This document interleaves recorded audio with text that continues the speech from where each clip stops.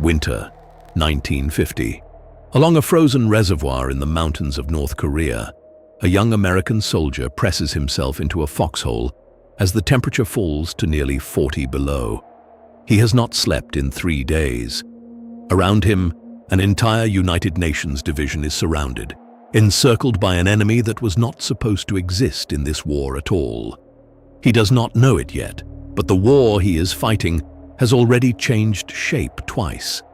It began as a civil war between two Koreas. Then it became a war against communism itself. Now, in these frozen hills, it has quietly become something else again, a war against China. He will survive this reservoir. Many beside him will not. And the war itself will end 3 years from now, exactly where it began. A single line across a single peninsula, still standing to this day. To understand how that soldier came to be surrounded in a Korean winter, we must go back 5 years, to the final days of the Second World War. For 35 years, Korea had not been its own country at all. It was a colony of Japan, its language suppressed, its resources extracted, its people governed by force. When Japan surrendered in August of 1945, Korea expected at last to govern itself. Instead, 2 other powers arrived to divide the spoils. Soviet forces moved in from the north. American forces landed in the south. Neither had fought a single battle inside Korea itself. And yet, almost overnight, 2 American officers sat down with a National Geographic map and drew a line straight across the 38th parallel. A line intended as temporary, a simple boundary to accept the Japanese surrender in 2 zones. No Korean was consulted. It was never meant to become a border. It became one anyway. Within 3 years, the temporary line had hardened into 2 permanent, hostile states. In the north, Kim Il-sung, a communist guerrilla fighter backed by Stalin, built a one-party state modeled on the Soviet Union. In the south, Syngman Rhee, an anti-communist nationalist backed by Washington, built a government of his own, authoritarian in its own right, but aligned firmly with the West. Both men claimed to be the rightful leader of a single unified Korea. Both were prepared to unify it by force. Between them, 20 million ordinary Koreans had no say in either claim. At 4 in the morning on the 25th of June, 1950, North Korean artillery opened fire along the entire length of the 38th parallel. 90,000 troops crossed the line minutes later. Backed by Soviet-built tanks, the South had no real way to stop. Seoul, the southern capital, fell within 3 days. Behind the retreating army came a slower, more desperate column. Families fled south on foot, carrying what little they could hold, as the bridges behind them were destroyed to slow the enemy's advance, taking with them any hope of return, and often family members who had not made it across in time. The speed of the collapse stunned Washington. President Truman did not consult Congress. He did not ask for a formal declaration of war. Instead, acting through the newly formed United Nations, and helped by the fact that the Soviet Union was, at that exact moment, boycotting the Security Council and unable to veto the vote, he secured international authorization within days. For the first time in history, an international coalition of nations would fight under a single command, under a flag that was not any single nation's own. But authorization was not the same as capability.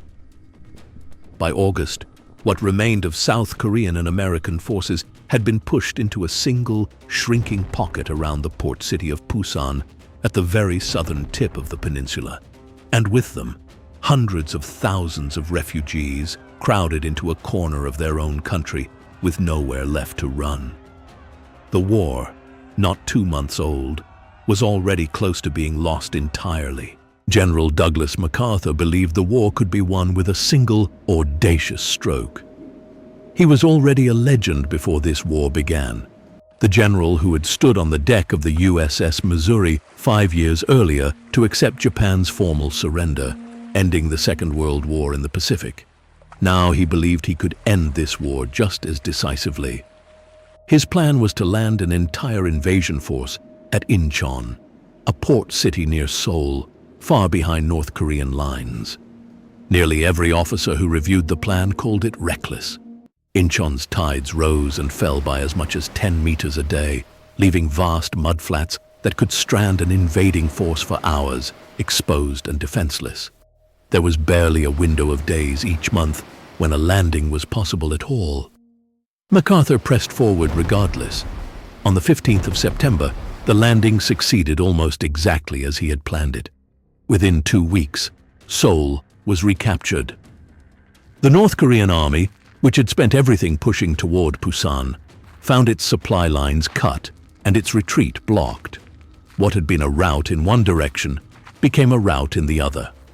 By October, UN forces were not simply pushing the North Koreans back across the original line. They were crossing it, advancing deep into North Korean territory toward a new and far more dangerous border, the Yalu River and the frontier of communist China.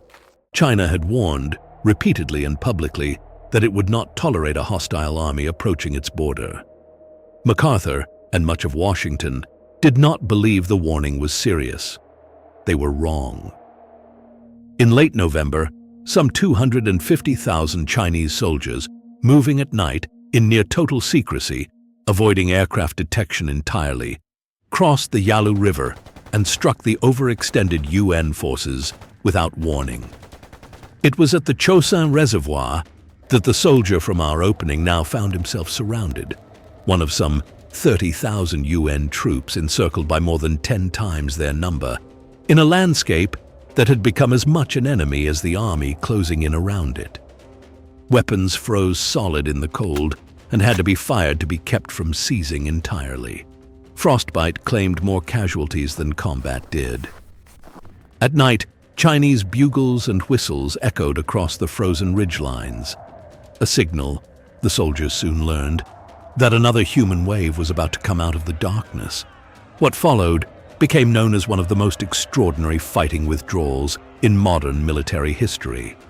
Surrounded on every side, the encircled force fought its way south across 78 kilometers of frozen mountain road, dragging their wounded on whatever could be found to carry them, their trucks grinding down ice-choked passes under fire from the ridgelines above.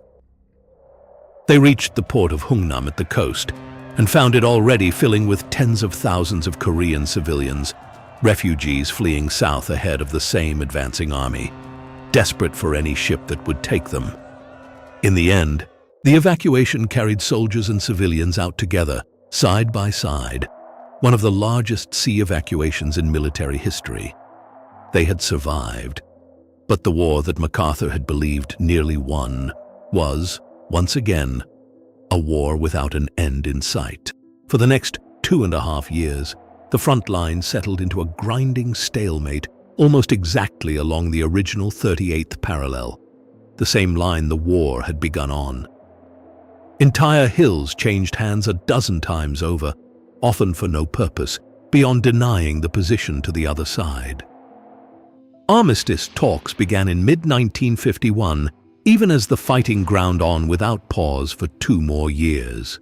Neither side would be first to concede. MacArthur himself would not see the war's end.